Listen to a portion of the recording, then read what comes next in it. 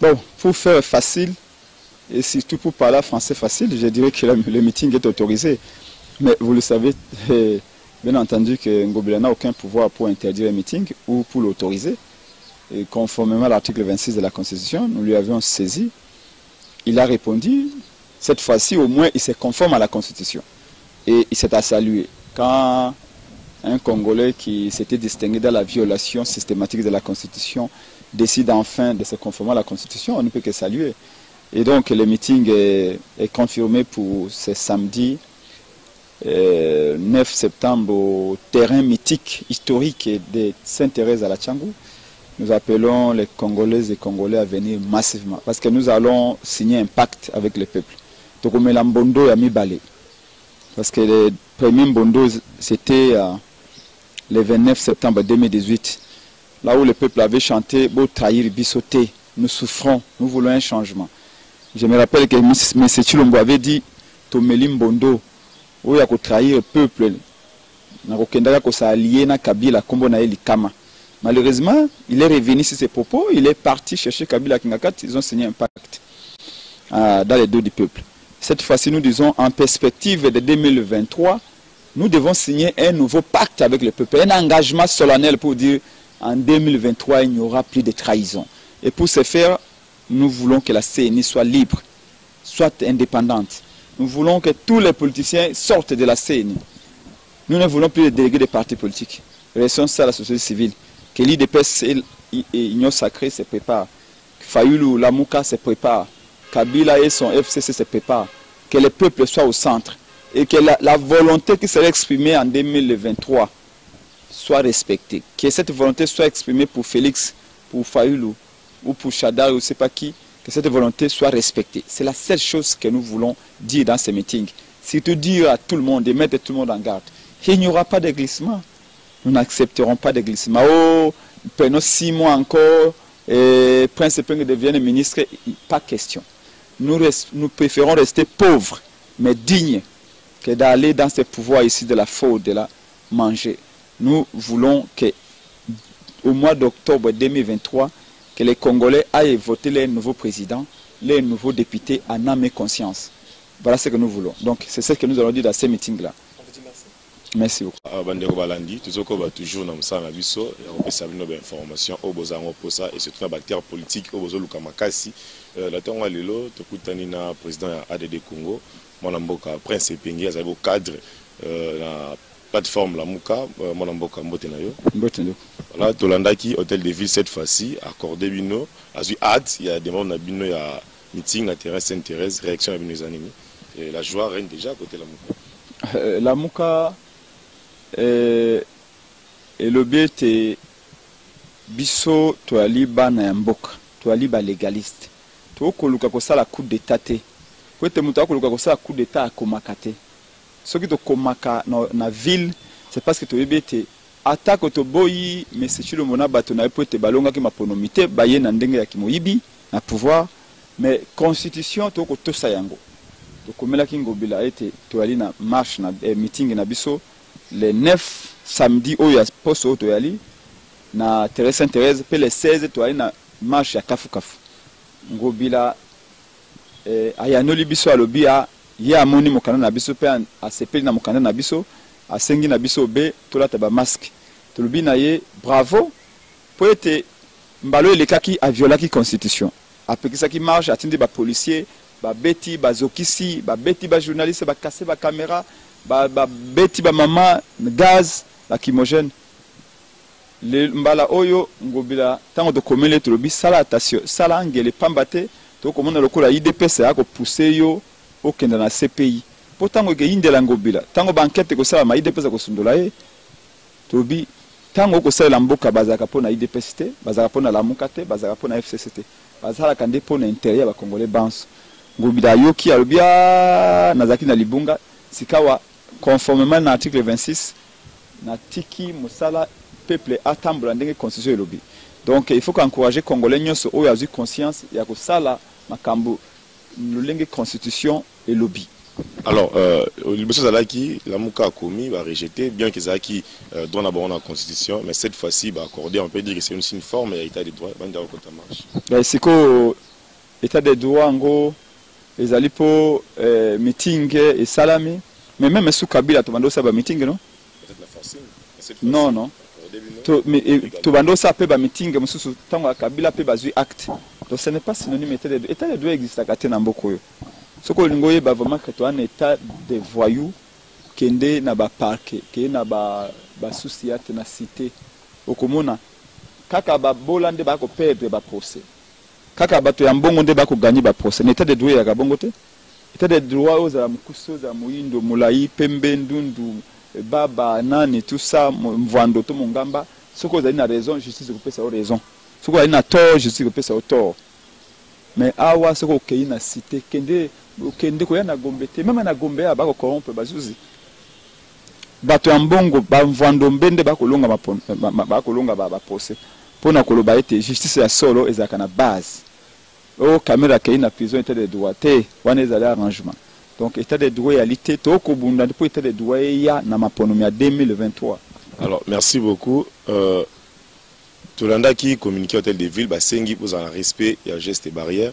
Alors une fois il y a 15 000, 20 000, 30 000 personnes, tu dis que la mouka a la possibilité, de capacité à mobiliser nombre wana. Et tant que communicateur il y a la mouka, mesure nini oyo, ils ont déjà prise na kana bino to préparer ko sala nini pour que vous respectez et surtout mesure wana. Yeba ete terrain wana ya Changu pour tonda ils a 250 000 personnes. Ils ont deux fois plus que ça de matin parce que on a 4 terrains, 6 terrains d'ailleurs, il y a football réuni en un seul. Ce qui veut dire que to kotondi sayango parce que ezali mabele na biso ezali terrain na biso peuple akoya bana monga fula bana baumbuli ngwala kitambo bana ngaliema bisika binso bakoya seulement ce que nous disons c'est que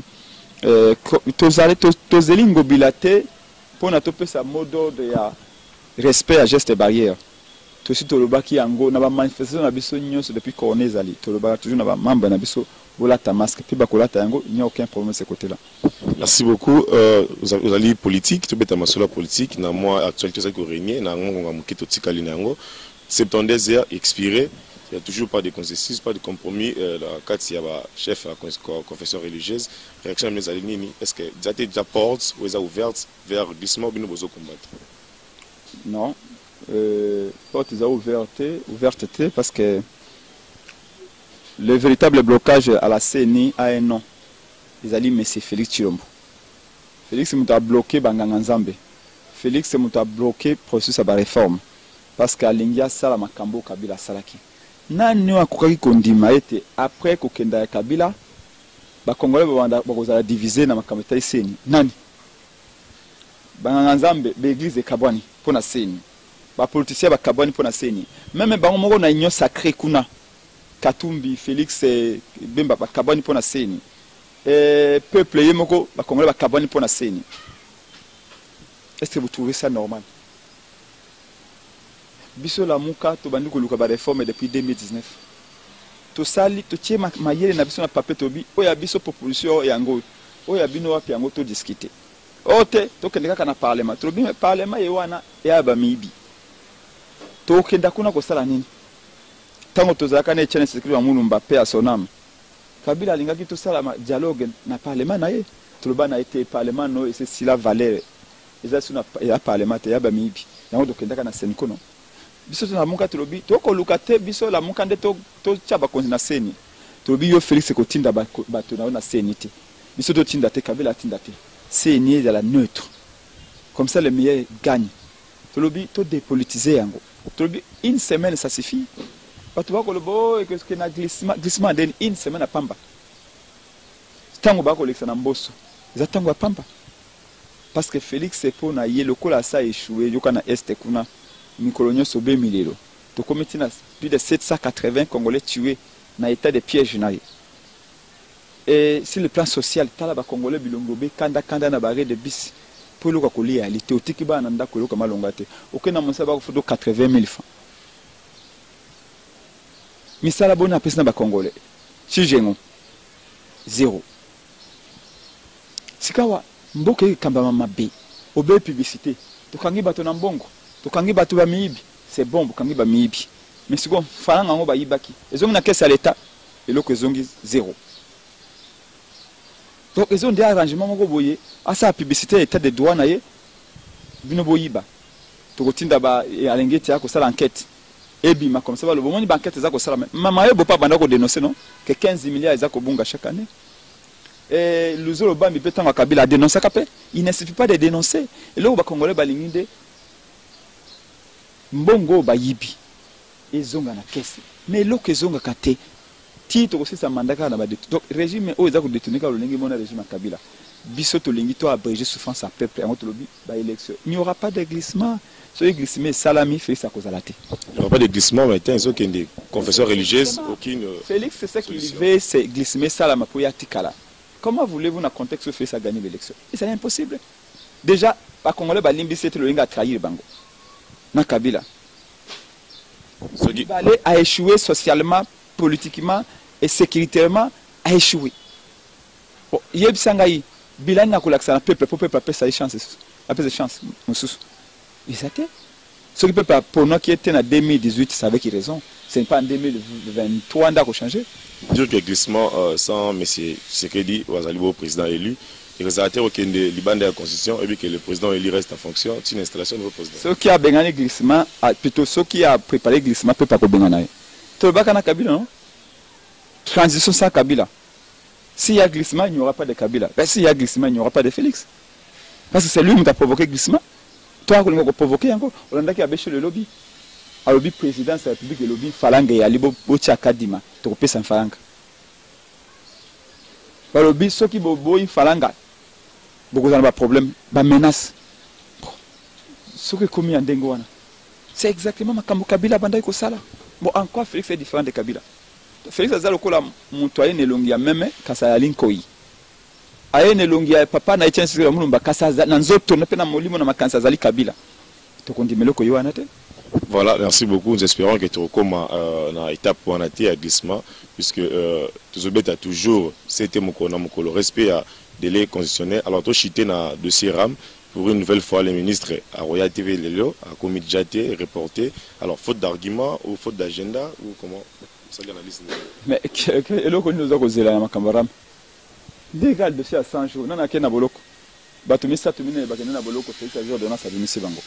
Caméra za c'est na prison à un hôpital on se OK boy kutu. Ah kutu ya salito hôpital ya tema propre que na mutu na hôpital ya kolia bien kulika mutu ali banda. Dossier ram ya kimoyibi tokolobani. Babenge kibasa oyebike kibasa za beau frère Félix non? Babenge yakana ko yebisa biso. Oh na ezali mpako nini ayebi kombote kampako te o biso to sala ka peuple mosala yango pe pafuta ka biso mbongo wana na nzela binité to tuniye mosala ngoni no sala ka peuple o te soki peuple abungisa pareil na ye to ko retrouver pareil ba congolais tout batombe misabi depuis to bungisa ba pareil to ko retrouver ngo jamais na makambaram o te e komi po ba pareil ya lukuta kota na Congo te mais OCC mosala ngo ya nini déjà depuis Moussa Nango Yalini, la population a lutter contre la contrefaçon. Est-ce qu'il faut maman Zana Nganda Jika Kuna afuta 50 cents pour être pareil à chinois côté na Congo te? Mais tu l'as dit maman Zana Basan Kusukuna a teka matembele pona bakata ebinité ambonga matembele pour être étudiant ya ibete pas za wifi o ezalukuta. Non, c'est ezali kimoyibi. Na koloba no kaka ndenge ba ndoko yiba tonga Kabila. Kaka ndenge ba ko yiba tonga Tshisekedi. La seule différence est à l'été. Les Congolais ont pensé que c'est la longité. Pourquoi a critiqué Kabila a comme Mbongwana, mais en réalité, c'est comme Kabila. En tout, voilà, il y a une image de nos publicités à la télévision. Donc, Kibasa lobby a 27 millions. 27 millions, il y a l'IWAPI. Abombi Angona, ceux qui n'ont pas de ceux qui voient, parce que Mbongwana a la banque centrale. Pour la banque centrale, c'est que l'État. Les députés vont tout nier. Mais le budget à l'État, Mbongwana est à l'État. Yebsepse loi ne peut se n'ingise aux hommes bon loi ezalité c'est une escroquerie ezali cop ndenge Félix alobango yemoko soki bolingi bocha wifi oboti ko pesa ba député ba JPR ça $30 millions bozo $30 millions wana ba député ba futa ba bongo belé déjà ba $12 000 par mois après bozo 47 000 boche bango entre tab enseignant na kanangaba ba boye ko zonga rentrer pour bazubi mbongo te na Équateur na bandu ndwawa. Comment est-ce que Batu Kaka Batu Mokonde Bavimba Kama Bumba Msuba Bandoko Nego Konda? C'est pas normal. Alors, Ram, mais ça me fait un peu qu'on éclaircir le biseau. Ils ont accompagné les chefs de l'État, ils ont bon même garanti dans la Constitution, il y a garanti enseignement. Alors, tant que vous va retirer, on va supprimer quelque part et qu'on handicapé le programme. Mais tant que Ram et Bandaki, tant que gratuité Bandaki, Ram et Zakina noté, comment ils ont accompagné gratuité Ram et comment ça fait même pas une année. Mais gratuité, de manière sauvage, comme en 2019. Monique, quand on a ça, elle m'a dit que ça a maillé. Bakoya ko yebisa biso rame nde etongi Équateur, rame nde saka ete basi babota na l'hôpital, rame nde ça ete SNEL a fonctionné, rame nde bakoya besa biso ba invention nyoso, mais ezali une escroquerie. Vous avez même compris par là que c'est une escroquerie. Kimoyipi tolobi balongola rame babengana Kibasa, mais parlement ne ko sala ngote bako protéger Kibasa parce qu'azali bofa Félix bako protéger Mbosso na moni Mbosso a reporté plaignant lelo a reporté ngo Sénédier. Ça veut dire quoi? Donc si le voix s'élève déjà, tout le monde même a fait un ram et Kaboli parlement, député à Union Sacrée pour le ministre, autre député contre. Alors autonomie côté député il faut attendre d'abord position à partir pour que on soit réagir. Député Oyo Félix a salé cadeau à $47,000. Olinga sane.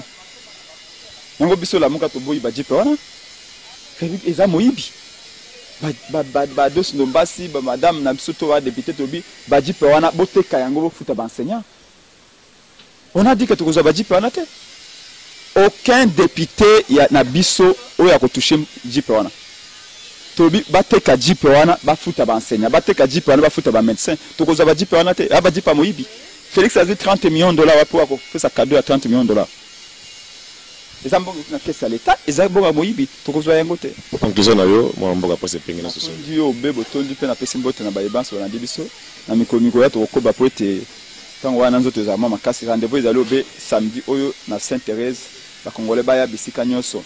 On a no glissement, oui à des élections transparentes. Ce glissement, ça a mis Pépé Robin à Félix. Voilà, merci beaucoup. Bon combat comme Nasuka. Tout ça, on a président de ADD Congo, partout dans la carte, il y a plateforme la Muka. Tout ça, il y a membre Italie meeting na bango ya samedi, membre Italie choix animateur ya Seni et puis membre ya Ram. Donc accompagner bango les 9 fois pour na faire sa bonne information pour na ba image neni activité wana koleka. To kuta pour na balasima. Bye bye.